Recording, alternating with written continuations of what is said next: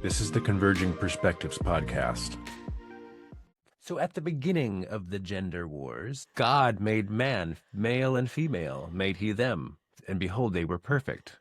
So it says in Genesis 1. In Genesis 2, we have the story of Adam and Eve, going from the creation of woman from Adam's rib. This idea that the male is somehow the primary form of human beings, of Homo sapiens, and that female is secondary, seems to me to be contradicted by most evidence in biology. Now, obviously, there was some sort of split from an asexual reproduction of life on Earth hundreds of millions of years ago into sexual reproduction for the purposes of gene diversity and natural selection so that we could get better humans. But I will just have to say that I think the myth of Adam and Eve should probably be updated based on our scientific evidence. If you look at a human male, why does he have nipples? Why does he have an empty spot in his rib cage at the bottom for the stomach to expand?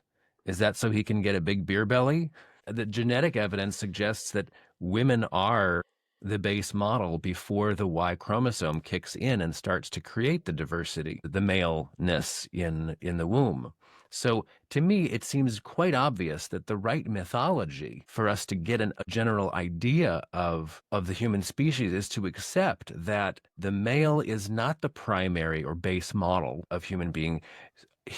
The male is this variation, this mutation in order to create more diversity, in order to create an outward looking part of society, a stronger, tougher, more aggressive form of female such that it can protect females while they're pregnant or nursing babies, so that it can do things that the female can't do that actually help the tribe do better as a whole. Well, this is a fascinating way to open a conversation about gender wars, because to invoke the biological record and suggest that evolution is there to respond to the environmental influences to make sure that the species stays alive. I mean, that's the essential hypothesis. But mythology is the same way. Mythology is like an evolutionary adaptation, and it responds to the circumstances in which the humans find themselves. So our mythologies about Adam's rib and woman being the secondary sex is also a response to the kinds of influences going on during that time period of human evolution. And of course, to start with Genesis is already to be coming in more than halfway through the story, which is the problem of reading Genesis as the first creation myth, because it isn't. It's way far along in the unfolding drama of human narration of who we are as a species. Because the Genesis myth probably comes from somewhere between 4,500 BCE and 3,000 BCE. So we've already had 10,000 years of human occupation of those same regions with all sorts of creation myths, in which the goddess is the one most supreme holy deity to which everyone gives praise and worship. In the West, we've adopted the desert monotheisms of Judaism, Christianity, and Islam as kind of being the start of the story, when in fact, they're already a late version of the story. In other words, through archaeology, anthropology, linguistics, we know that we've had a very long oral tradition of telling the stories that make sense to us and make meaning between humans, the other creatures, the stars, climate, etc. The mythological story is much more ancient than Genesis. And the scientific story will suggest, oh, well, life on Earth started 4 billion years ago, but we didn't really get to mammals until the last 500 million. And Adam and Eve suggesting that male is the first and base model of the species, even though it The evidence kind of suggests the opposite. And also, we know that men and women have evolved obviously together since asexual reproduction leaped into sexual reproduction. So if you follow the biological thread or the archaeological or the anthropological or the meteorological or the astronomical, all of these are different variations of the great story. I'm interested in the psychological/mythological story, because to me, that's where the narrative is fine-tuned, that the humans are still existing within the matrix of these other influences, but they are the ones who are authoring that specific narrative, which is what makes it so very interesting.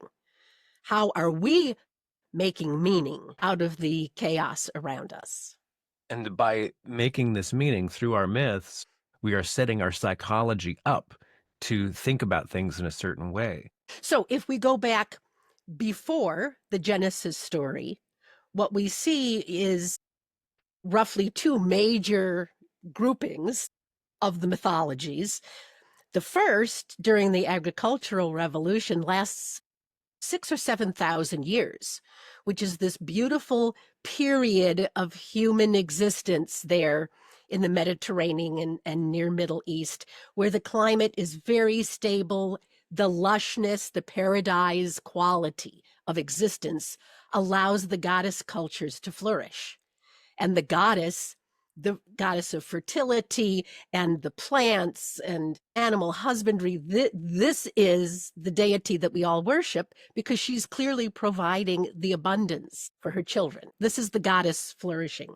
But then there's a very interesting period that starts around 1200 BCE, where the archaeological evidence and the geological evidence shows that there was a major cooling, and that led to a drought. And this whole area has 300 years of increasing drought, which wreaks havoc, absolute havoc, on all of these sedentary cultures, because suddenly the climate does not allow you to have consistent harvests. And so people are starving. Famine is wide open, and suddenly everybody has to become nomadic in order to follow herds, and where there is wild abundance in various parts that still have enough rainfall. And so you get this tremendous amount of movement, human migrations, and of course, humans meeting up with other humans and trying to occupy the same territory gives rise to tremendous violence. And in that atmosphere, the goddess culture cannot prevail.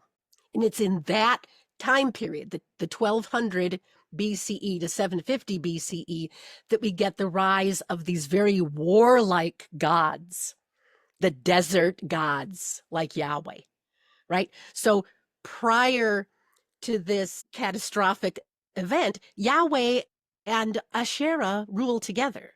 Asherah is one of the names of the great goddess. Her consort is Yahweh. So he's just one of the many gods with the great goddess. But after this cataclysmic destruction at the end of the late Bronze period, suddenly what we see, and this is, you can see this in Deuteronomy, if you read Deuteronomy, Yahweh begins to displace the goddesses. The goddess is essentially thrown out. She is now the pagan outside influence. She is the foreign bad one who must be exterminated so that Yahweh can take place. And this is where all of the Old Testament narratives begin to draw their energy, is this idea that Yahweh, or El, as he was also called, is the one and only. He's a violent and angry God who demands complete worship, and no one else may interfere with him, right? I am the one God, there shall be no gods before me. So, this is an important realization, that this is now replacing the combined God and goddess, which had been the norm for hundreds, thousands of people. And now we go into this new phase where God alone is going to be at the top.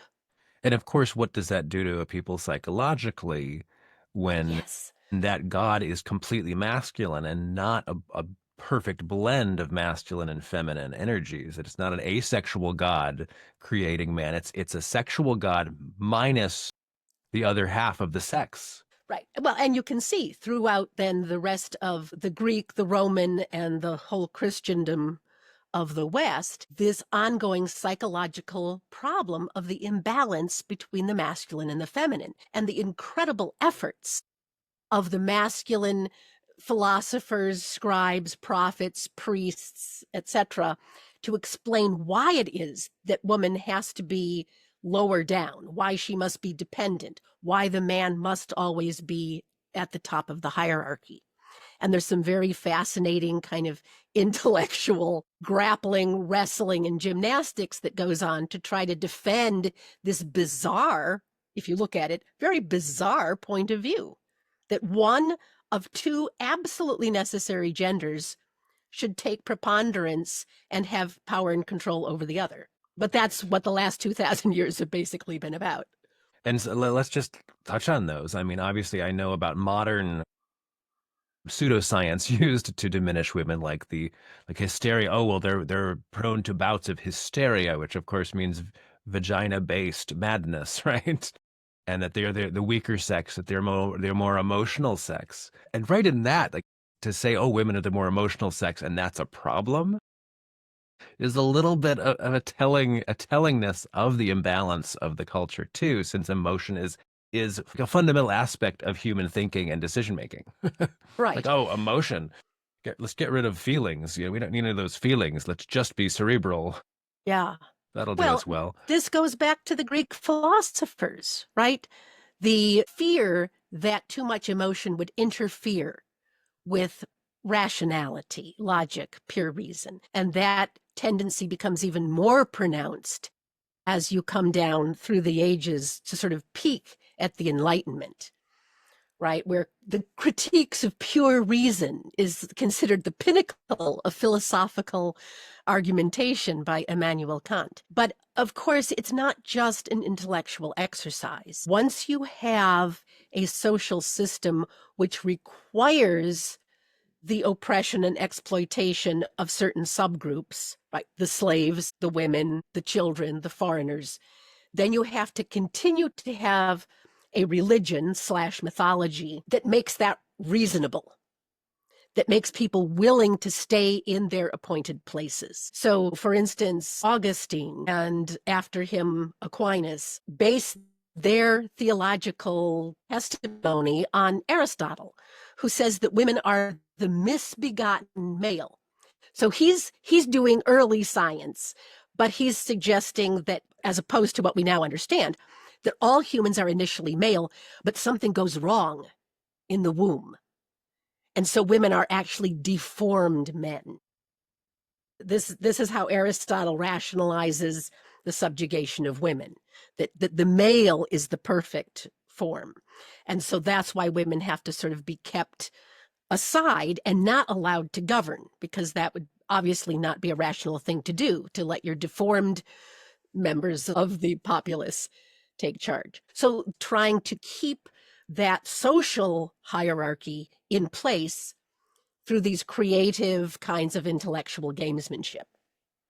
I just have to say that if I were the primary design, I'd love my rib cage to go all the way down to my Well, it's my better armor. hips. Much It's better much armor. better armor. I don't need this really soft belly that's easily filleted by a knife or a spear. And frankly, the nipples, like I don't mind them that much, but except when I'm running a marathon, in which case they chafe pretty bad. They bleed. Uh-huh. Like getting on a surfboard without a rash guard, that's pretty uncomfortable for those nipples. Right. So like I don't see why I have nipples if I don't have mammary glands. Right. But according to your theory, if some weird virus were suddenly to wipe out all of the females on planet Earth, the assumption is that the remaining males would very quickly morph into being able to conceive, incubate a human, and give birth, right? That this is, right, over however 2-3 generations or whatever, this is how humanity would cope with that. That these are remnants of potentialities in the Homo sapien genetic code to respond to catastrophic possibilities like that. Right, some sort of spontaneous gene leaping. And going in the other direction, that suddenly the females would be able to impregnate themselves if something happened to all the men. And I think that we've actually seen that in other species. Well, frogs well illustrated in Jurassic Park. Like, how did the dinosaurs start reproducing if they'd only allowed female dinosaurs to exist? Well, how did you suddenly see eggs? They had filled in the missing DNA from the blood from the amber-coated insects with frog DNA, and some frogs have been known Figured it out. to spontaneously turn into males. And of course, we have the marvelous science fiction author Ursula K. Le Guin, who in her dynamic trilogies presents a civilization in which the humanoids go into heat and become male or female depending upon who they happen to be attracted to at the time. So that when they're in heat, they're able to mate with their desired opposite. And remember, her parents are anthropologists. So she's got this rich background of how different cultures react to different stimuli. But it's a brilliant idea to contemplate. I mean, anthropology is really awesome because it can show you that not every society functions the way you do or holds the same structures and values. There's some tribe in China that was discovered, I think in the 1950s or something, that in which men raise their sisters' children, and then they walk across town to copulate with their lover, whose children are being raised by her brother. Yes, there have been all sorts of fascinating different arrangements, right? Like societies where women just want to live with other women and the children because it's easier to take care of children if there are lots of women around. And the men go off and live somewhere else. And then there are special mating seasons where the young women are sent off and they can sleep with as many men as they want because then all the men have an interest in protecting and supporting the offspring who are living in that camp because they're our children. Right. So that's a very clever psychological maneuver to keep things going. And I think polygyny existed or still exists in Nepal because they have very harsh climates with difficult backbreaking work to maintain their farms on these like jutting cliffs. And so having multiple men with one woman actually makes more sense because you don't have as many mouths to feed, you don't have as many babies being produced, but you have a lot more labor to work that farm. Oh yeah, so polyandry, polygamy are certainly reactions to different kinds of stresses in society. Let's try to tie some of this now to what's happening currently to us, because the gender wars clearly are ancient. There's ancient animosity, which can be attributed to the fact that if one group is trying to control another group, there is going to be inherent dissatisfaction. If we allow this idea that every human has a certain seed of willpower or yearning to self-express or have a certain amount of control or autonomy over their own well-being, which I think is pretty valid, right? That all humans seem to have this, because even the most severely exploited humans have been known to rise up and throw off their captors. So this, you have to assume that this is hardwired into humans. Right. It's an instinct. Seek out. Yeah, it's an instinct. And only by severe training does somebody not desire to have their own autonomy. So the current gender wars are fascinating if we look at it as simply another chapter or iteration in this long-standing tension between the male and the female. Coming now at the heels of this, you could say, 2,000 or 3,000 year period where men have had the upper hand politically, power-wise, but say in the last 150 years, the rise of women to demand a more equal sitting or setting in the culture has really begun to force things to move in different directions. Is that a fair? Should we start with that idea? I would say so. But I want to just touch on the horse warriors. The most obvious feature of men being physically stronger than women on average, even a woman of the same size is not as strong as a man of the same size because his muscle fibers are denser. So you have this obvious, easy way to dominate women by just force. If you didn't have that feature, I think it'd be much harder for men to create a patriarchal dominant society. If women could literally best them in a fight 5 times out of 10, it just wouldn't have happened. Right. So if you look at the 10,000 years or so of the goddess or matriarchy civilizations, you have very little warfare, right? When it is easy to live, when nature gives forth her bounty and you're in a place of peace, physical strength is not that much of a value. Women can be just as good at farming and milking cows as the men. So it's when you have these more difficult periods for survival where you cannot be sedentary, you have to be nomadic. And this is 4000 BCE, is the domestication of the horse and the rise of the horse warrior. Because if you're now having to move your tribe around in order to stay alive, and you're having to fight other people to get hold of that fertile valley or that little choice spot next to the river, now suddenly that kind of physical prowess becomes very important. So men on horseback or men in chariots pulled by horses becomes the preferred method of warfare, and the men are the ones who are better at that because of their upper body strength. Right. So that's where we get that whole mystique of male dominance through sheer physical power and ability. To some extent, that's no longer relevant in the greater field of things, because warfare is now about drones and anybody can push a button, but it certainly still impacts the personal psychology, because the amount of domestic abuse, the one-on-one, men are still much more powerful and can do a lot more damage in the intimate setting. Domestic abuse is between 75 and 80% men against women. So that is still a truism and something that we can't leave out of the equation. But in the wider social sphere, what we're seeing, of course, is that women can dominate in almost every other respect. They have a higher graduation rate. They are now present in business. They're able to get jobs. They're able to, in fact, control families. 85% of single parent households are run by mothers, solo mothers. So in a lot of ways, women are able to take over and do everything they were doing during the matriarchal period because they have the competence to do so.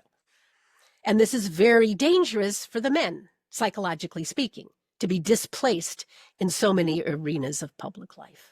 Right. What happens to a man when he doesn't view himself as central to society, but as an addendum, as a tool to serve woman?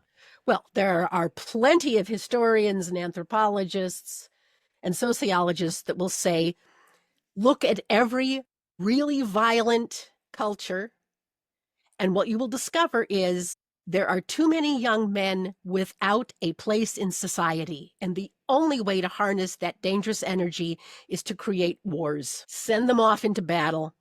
Kill off as many as you can. It's the only way to save your society, which is pretty dark when you look at it. But that's, that is one strategy of what to do with all these young men. If you're trying to cull the human population, that certainly works. You get rid of some of those men who want to inherit property from their fathers as in a patriarchal system. But I think women would perhaps choose a different strategy. God, yes. And that men, in all of their creativity and different approaches to solving problems, might be terribly useful at some other game other than war. Okay, now the fact that you just used the word game made me think of one of Joseph Campbell's favorite stories of what do men do when they lose their place in society. Campbell was just enthralled with the anthropology being done in Melanesia, where there was a culture which was based on farming and the gathering of foraging and whatnot. And the women basically controlled all of the major functions. They were the ones who would get the food, prepare the food, watch the children. And the men created this incredibly complex, sophisticated society around pigs. There were certain pigs that were taken out of the rotation to be used as food and were turned into sacred pigs, spiritual pigs. And the young boy would be given his own pig, and he would train it and feed it and nurse it.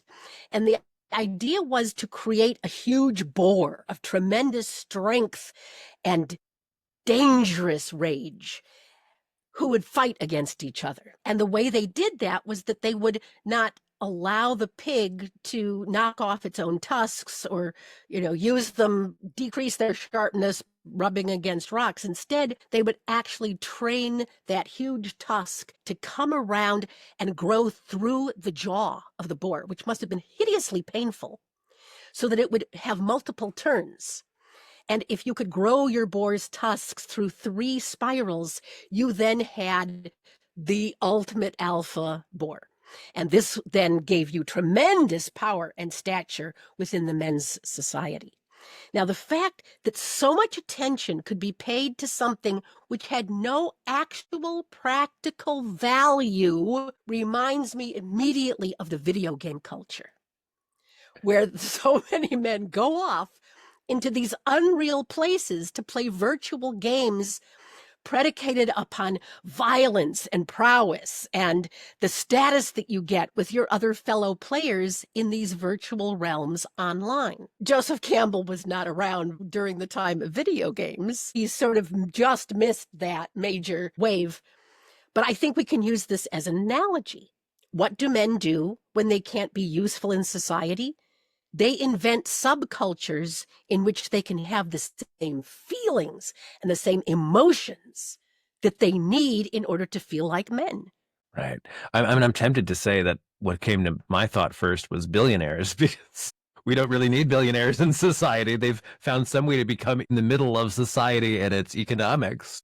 But essentially, they're doing that to feel like I'm a king, like I'm a superstar. I'm incredibly powerful and important. And honestly, we don't need billionaires in society to survive. They're arguably disadvantageous to human survival. Not that their intelligence and contributions are I think not useful, but that them becoming billionaires completely useless to society. From an economic point of view, I'm not sure I would use the word useless, but they are certainly dangerous to a democratic society, because a democracy relies on there being enough relative equality between members that when they make collective decisions, they're actually thinking about what's good for all of us, the greater good, the common good. If you don't have enough shared common interest, then those with all of the power and wealth are making decisions about what's good for them,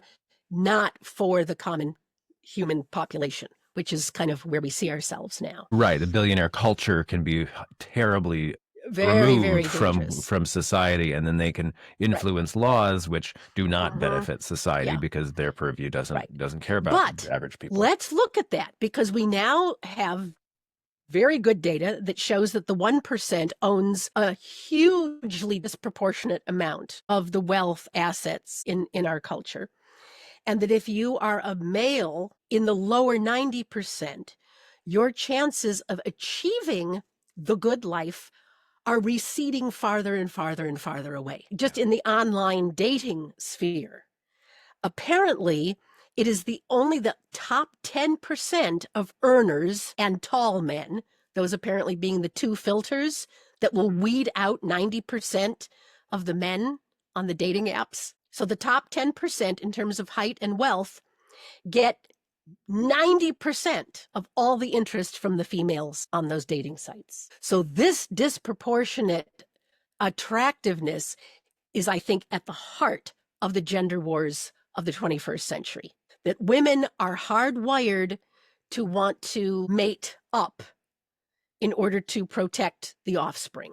And even if they don't say that that's what they're going for, the fact that on a dating site, women will immediately choose the filters for height and income suggests that is still very much a part of their calculations. What difference does height make? Actually, psychologically, it makes a huge difference because someone taller than you is a protective shield from the approaching enemy with you and the kids behind. Right. It's from a different time. It's like From a very grandfathered different in time. from a different time. Yeah. Yeah. So this is strategic imbalance that is fueling the gender wars because young men need to feel needed. They need to have access to potential mates, and they need not to be judged on qualities over which they have no control. Height being the perfect example, and to a greater and greater extent, wealth. If society is structured now by the billionaires to suck wealth up to the top 1%, your chances of achieving the kind of income that your father or grandfather had are getting more and more removed, which can lead to absolute desperation because there isn't another storyline for men. The storyline for men is you grow up, you become a man, you find your place in society, you find how to work your status against the competing males. You find your female, you sow your seed, you have your offspring, your legacy, and what you will leave behind, and you enjoy the harvest of your successful contribution to the world. That's the storyline.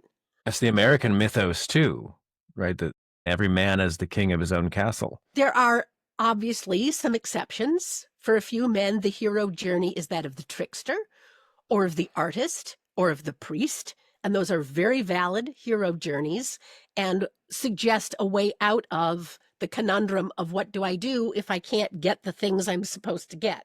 But you need to have a calling or a vocation to be a trickster or an artist or a priest, right? That's not something that you can just decide. There has to be some intrinsic talent and capability to follow in those heroic journeys. Right. So I think it is a very, very dark, difficult time for the gender wars. I think we should touch on the hero's journey, what it really is, because people complain that the hero's journey seems very male centric, that it's all about a man going out and doing all these tasks and facing his demons and then coming back to society with the boon. Yes, it is. And Joseph Campbell was very clear. This is the hero journey as it was constructed over the past 2,500 years, and it is about the man having to leave the matriarchy, leave the womb of the woman, both the personal mother and the collective matriarchy, to go out and figure out what is this new archetype called the man. As you made your point also, that men had a different role in those long years of the matriarchal agrarian society.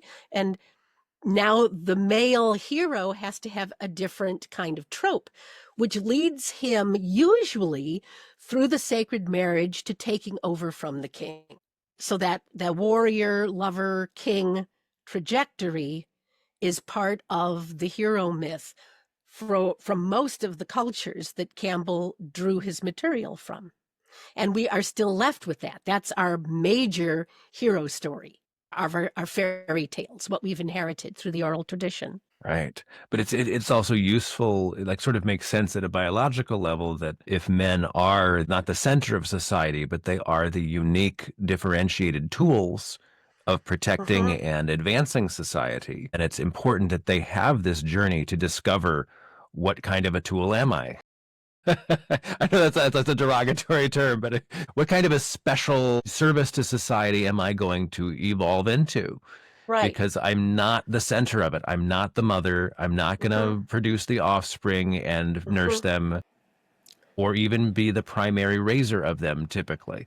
So what am I? So let's go right to the heart of it, because what you're describing is beautifully, brilliantly represented in the Matrix movies. Neo of the Matrix movies is the epitome of the hero, the sacrificial hero who now completes the masculine hero cycle, in that he ultimately sacrifices himself for the good of the tribe, the good of the entire existence of humans. Now, I don't know how many more iterations of the movie. Maybe, he will have multiple resurrections. That would be fitting for the hero story.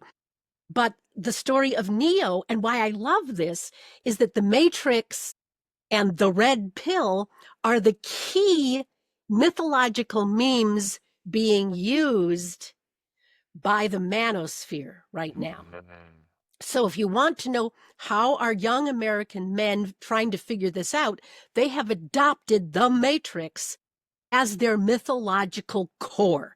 This is the story that explains to them why things are the way they are, why they're feeling as horrible as they're feeling, and what they should be able to do to get out of the Matrix.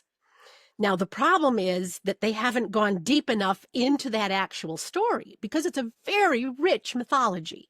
Part of what it shows is that the role of the female is not, as so many contemporary men would like to believe, playing second fiddle, Adam's rib, the one who gets to be controlled for your benefit and purposes. The woman in the Matrix, Trinity, the triple goddess, Trinity, is the one who delivers the kiss of sovereignty, which allows the man to achieve his heroic status.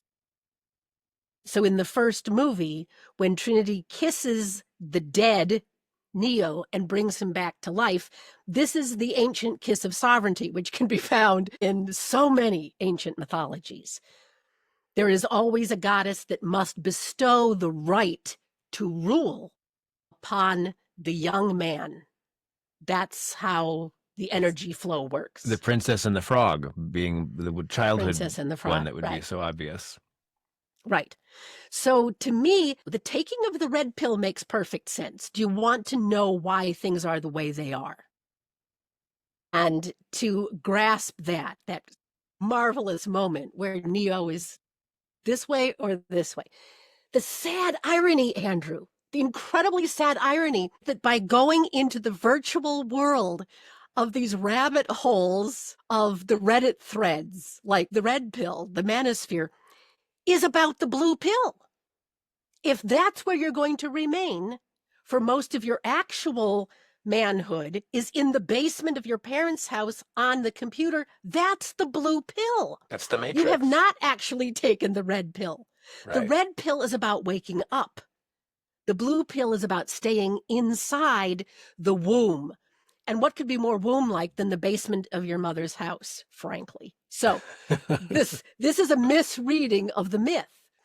And if there was any way to convince young men to go deeper into that story, they would find everything they need to release themselves from their anger and frustration and envy and jealousy and unintentional celibacy. Because it's by going out into the world, by being willing to become the hero on the sacrificial adventure, that you find true love and the satisfaction of getting your partner. It's a fabulous boon that those storytellers have brought back. And interestingly enough, the original story was written by a Black woman named Sophia, and then was taken over by the Wachowski sisters to create the Matrix stories. So the entire story is being generated by women for the benefit of men. Okay, hold on. Let me just point out, people who do know, that the Wachowski sisters were Wachowski brothers when they created the Matrix movies. But why would they gender bend in the other direction? They both gender bended eventually. Is this not fascinating? It is. Because what they recognize, and again, it's all mythological. Some of the greatest mythologies that we find are when someone crosses over and takes on the other gender. So and I think the writing of the Matrix must have been key in the psychological journey they're taking.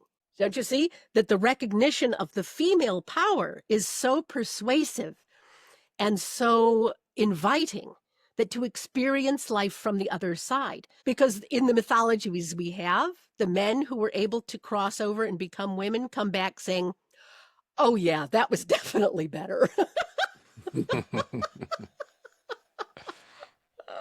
But the original story is from a very earth mother looking, very Christian African American woman. So where do we go from this idea that the young men are in a sense bound inside a matrix where they feel that women's values and opportunities have now superseded their own, and that society is in a sense using them the way the matrix uses the humans as batteries to fuel all of the robots, to fuel the algorithms that are enjoying their own kind of life. Very hideous destiny to contemplate.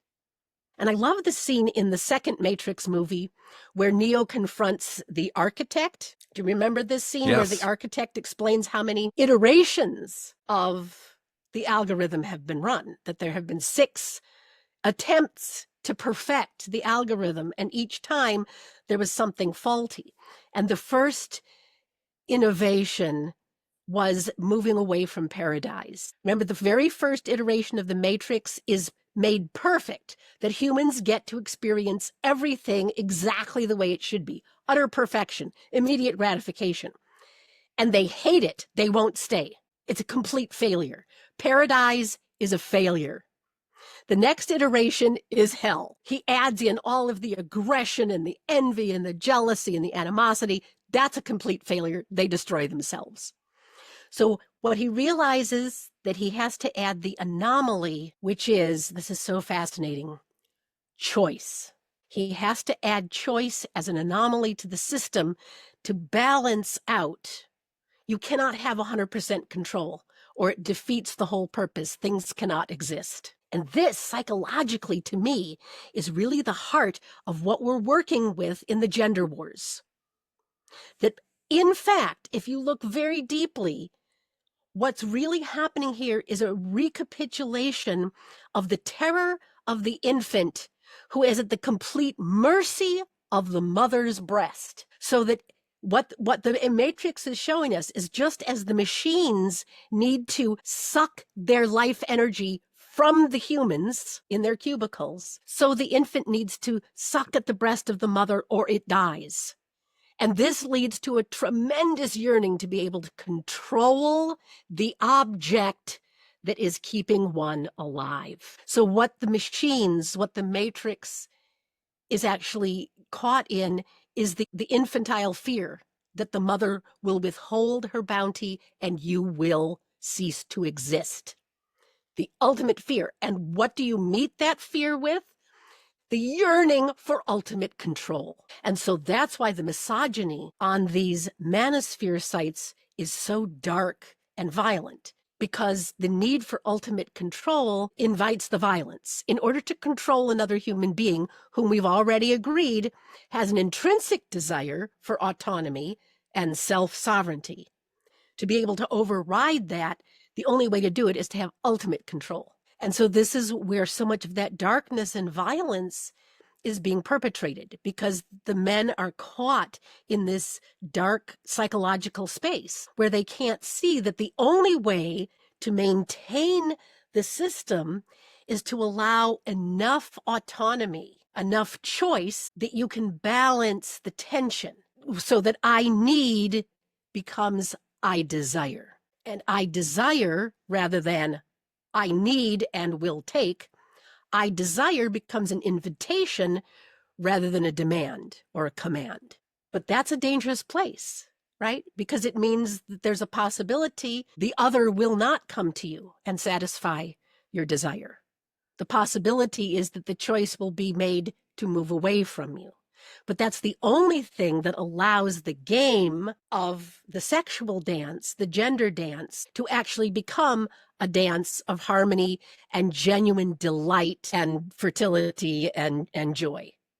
Otherwise, it's this constant struggle that we call the gender wars, where each side is trying to control the other for their own purposes. The women trying to control the men in order to gain protection and support for the offspring, and the men trying to control the women in order to have immediate access and gratification to their dark, deep, fundamental need to feel the love and protection of the great mother and the great lover, who are often interchangeable in mythology. I'm thinking about the story I heard many times growing up with Sir Gawain and the witch woman. Dame Lady Ragnall, the great hag. He had to marry her in order for her to give him the key to the riddle so that King Arthur would not be slain by the Green Knight. And she said, well, you must marry me. And that's the deal. And he said, I will do it to protect my lord. Right. And the self-sacrifice for the sake of the kingdom. Mm-hmm. And he does it once they are wed and they go back to the bedroom to consummate their marriage. She turns into this gorgeous, beautiful woman. And then she says to him, well, you can have me this way in private, or I can be this way in public, but I can't be both. Mm-hmm. And instead of choosing which one he wants, he says, well, that should be your choice, my lady. Mm-hmm. And that's what breaks the spell. And then she is, her because the true curse, beauty is forever. Yes. Because the riddle that was given to Arthur and Gawain is, what is it that a woman most desires? And unless they can answer that riddle, King Arthur will lose his head to the Green Knight, right? And so when Gawain says, lady, the choice is not mine, but yours, he has, in effect, given her sovereignty.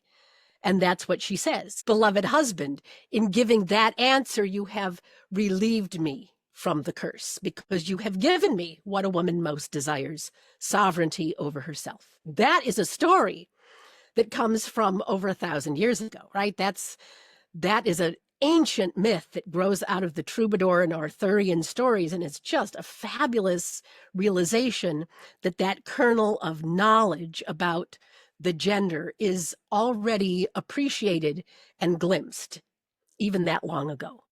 Not 1,000 years, it's probably from 600 to 800. But even so, that is very early. That is way before the current women's movement. Self-sovereignty is already identified as the value and virtue that needs to be bestowed upon women, essentially in order to redeem yourself and find love, save the kingdom, all of the things that the hero is supposed to want. So we're all looking for that sovereignty. And it's really interesting that men are not finding it in society. They don't seem to be finding it. The society has gotten so big that only a few men can be kings in this society, can be the winners. That's exactly right. And so all the men essentially are losers unless they find some virtual space in which they can feel like a winner. Exactly. That's an excellent summary. And that is the opposite of what is actually needed to live out the hero's journey of self-discovery, to find what you actually want to be fulfilled as a man by serving society with your greatest gifts, and by finding a partner with whom you want to live and grow a family. The real problem here is that the men that are caught up in these manosphere virtual hate clubs, which so many of them appear to be, not all of them. I've read some of the excerpts from the Reddit thread, the red pill especially.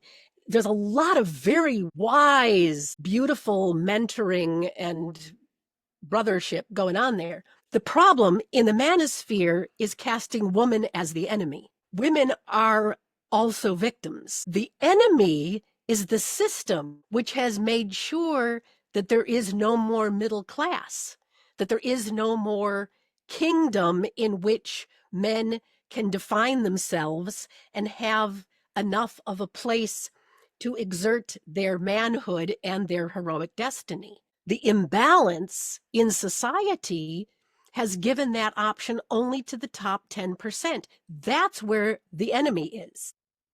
And for this, we have to go straight to economics, where all of these men are being denied the opportunity to have a full life. They're essentially being turned into drones.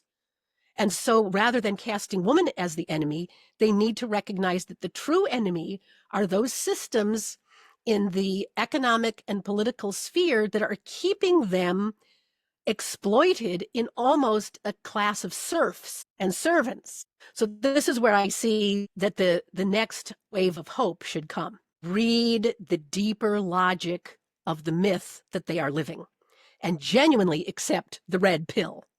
To see the Matrix as something orchestrated by tech titans overhead who are using them right? Because all of those places where they're doing their video games and virtual manosphere are sending wealth straight into the pockets of the existing billionaires. Do you see what I'm saying?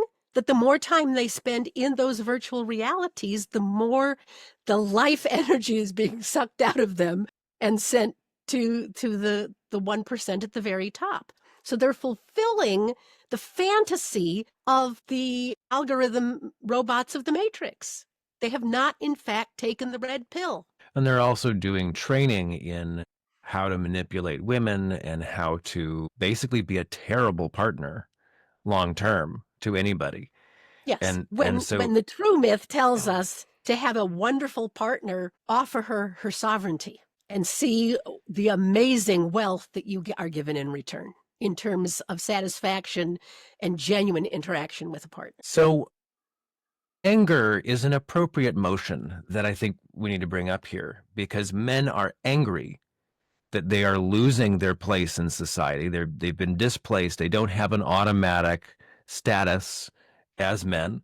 They're basically feeling like they're at the bottom and that they have to work really hard to earn some sort of spot in society, whereas they see women seem to already be well positioned in spots in society because at the very least they're a mother. And so men are basically worthless if they haven't achieved some sort of public status. This is, of course, how social media is turning us all into narcissists. This idea that I need some sort of public persona with status in order to exist. But the anger that this brings up is problematic because women are terrified of men and their anger, because men have abused so many women historically in fits of anger, right? And if the anger is turned against women, then the fear is well placed.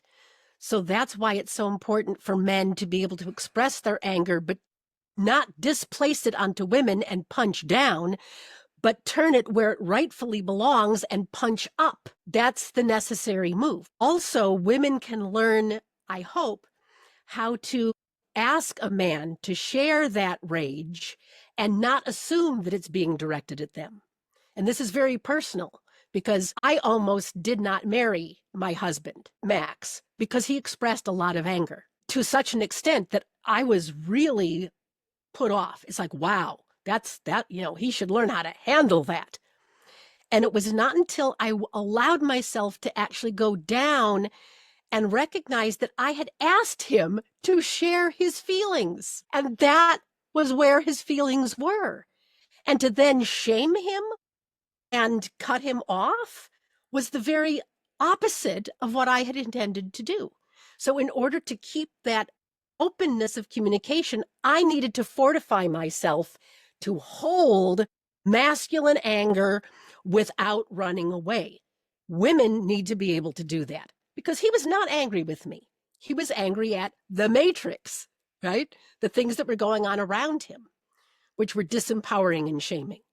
So both sides have some work to do to directly channel that anger where it belongs. Angry men terrify women, and angry women terrify men too, just like it's cognitive. Yes. that Yes. woman, that mother is not going to feed me because she's Right, very angry mother. right Yeah, now. yeah. And I'm going to go hungry and I might die. This fear of the other person's anger is a huge problem, because anger is the catalyst for change. Yes. And there's yes. obviously a It's the fuel. huge need for change right now, right? Yes. And the reason Trump was elected to office twice now is because he's a very angry man publicly. And people are connecting with that anger like nothing else. I think it's very little about his policies, because his policies are all over the map and people have strong disagreements. His supporters don't necessarily agree with his policies. They're not necessarily helping them at all. But they so connect with his anger and his desire to tear down the current society the way it is. And so we need to recognize that all these young men and women are angry at society, and that we need to be able to deal with that anger and not suppress it. I've had my own personal cognition on anger very recently. I had temper tantrums when I was a kid. They were not good for me or other people, but I realized they really weren't good for me. And so I started to suppress my anger, probably around 8th grade. Or what I've realized lately is that suppression of anger is actually dampening an essential energy of mine that my system is imbalanced with that anger constantly being snuffed out, because it will start to rise in me, and then I'll do a deep breathing exercise to let it go, let it go, let it go, before I've listened to what the anger was saying. And literally, if I listened to what the anger was saying, it might have focused that energy into a spear, a very masculine concept, right? A spear of like, I need to do this to get through this problem, to change the systems, the patterns the way they are. I need to harness that anger, that energy that's just cloaked in anger, take the anger off and just focus that energy on solving the problem. Right. So you could say that anger that is suppressed by an individual turns into depression.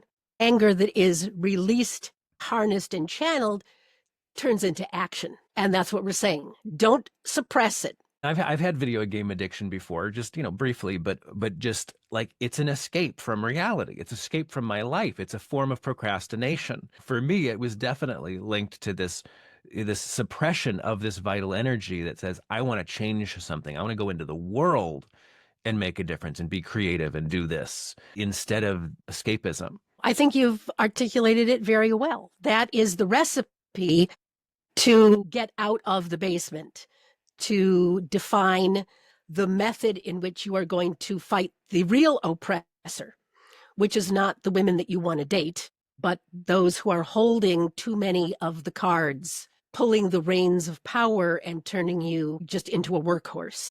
We need to find and support those avenues that are giving men the doors out of the basement. So also, just to briefly cover the whole last century or so of feminism, because the manosphere targets feminism as the enemy, right? This is the reason that society is so screwed up and backwards today. And if you look at the first wave feminism of like the late 1800s, right?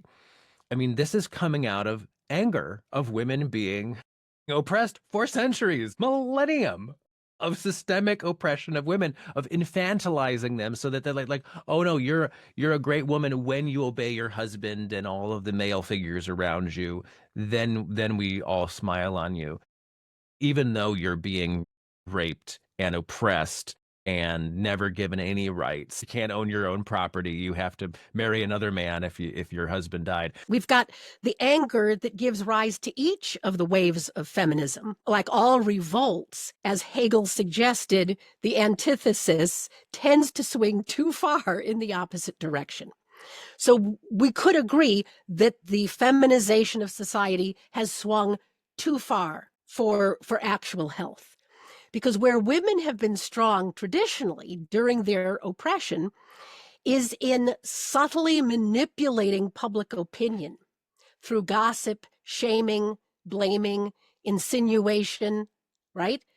And this is what has now happened in the woke culture, that you don't need to have a bigger sword or club.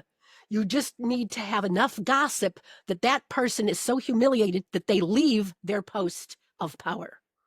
And this is what we've seen for the last decade, right? Is that feminization of power has undermined a lot of the other methods that we used to use to try to keep the checks and balances going. And I think, if I'm reading the Manosphere correctly, that's where most of their anger is being directed.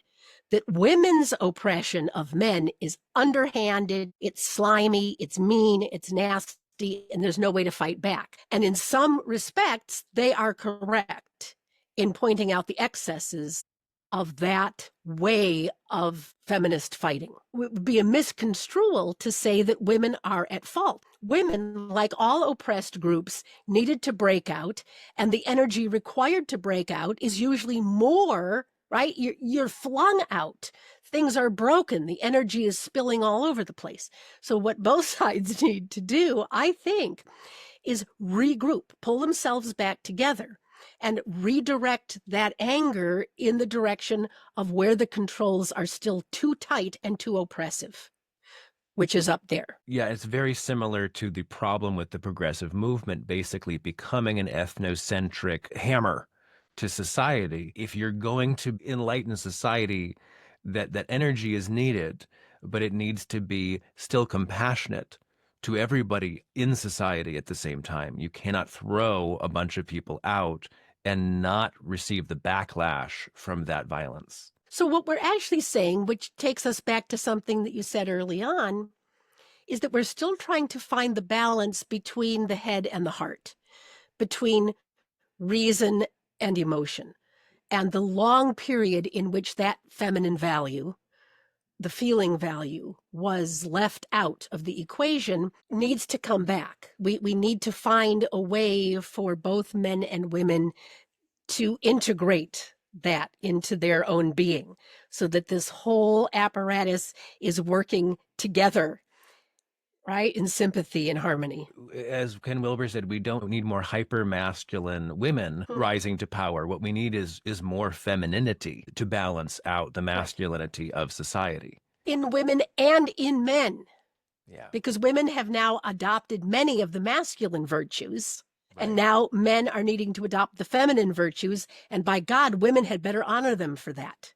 They better not shame them for being able to express emotions, whether it's sadness or anger or vulnerability. They need to honor that, because that's where our best hope lies, is in men feeling embraced and supported by their women in their lives for doing the difficult work of going through that really dark passage into the womb of emotion to find where they have that capacity of self-nurture so that they're not so needy and desperate that they'll turn to violence. Right. Because it's absolutely necessary. The feminine is necessary for any human being to feel healthy. You can't be a good parent without yin energy, with the feminine. You can't be a good parent to yourself without that energy.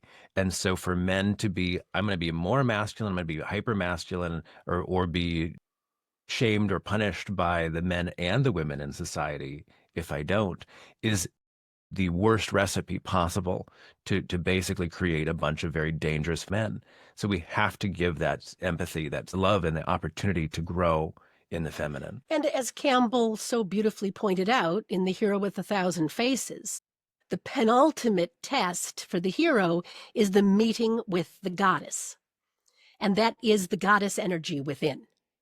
And once he has been able to integrate the goddess within, then when he returns with the boon is when he becomes the master of two worlds, as Neo of the Matrix becomes the master of two worlds, able to go into the world where humans are experiencing daily life, able to retreat to the Matrix world where he sees this inner structure of how things really are.